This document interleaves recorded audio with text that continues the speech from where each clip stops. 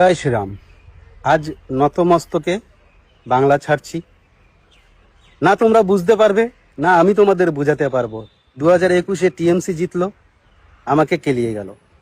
2026-এ BJP জিতলো, আমাকে কেলিয়ে গেল। কারণ আমরা জনসাধারণ, তো সাধারণ মানুষ, মন্দিরের ঘন্টা যে পারে ভাই সেই বাজায়। তবে আমার গ্রামবাসীর কাছে একটাই অনুরোধ, আমার ফ্যামিলিকে তোমরা কেউ কিছু করো না প্লিজ। সেদিনকে 4 তারিখে যখন তোমরা মারলে, আমার নাতনিটার এমন লেগেছে, আমার নাতনিটা আধা ঘন্টা উঠতে পারিনি। সবার হাতে মার খাওয়ারই যোগ্য আমরা।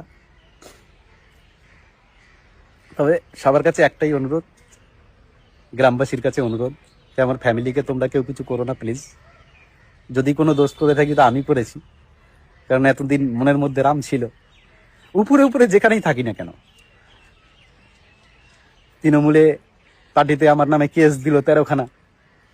সেই কেসের জামিনের ব্যবস্থা করানোর জন্য তারা যখন শাসক দল ছিল, তখন তাদের কাছে গেছি। আমি কেন গেছি এটা নিয়েও লোকে মারলো, কেউ নিজস্ব আক্রোশে এসে মেরে গেল। বিগত 3 দিন ধরে শুধু মারই খেয়েছি আমি। বহুত হয়ে গেছে রাজনীতি, আর চাই না, দরকারও নেই। তবে জানি না কোনোদিন সুবিচার পাবো কিনা, কারণ জনসাধারণ কোনোদিনই সুবিচার পায়নি, আর পাবো না। অনেক ধন্যবাদ।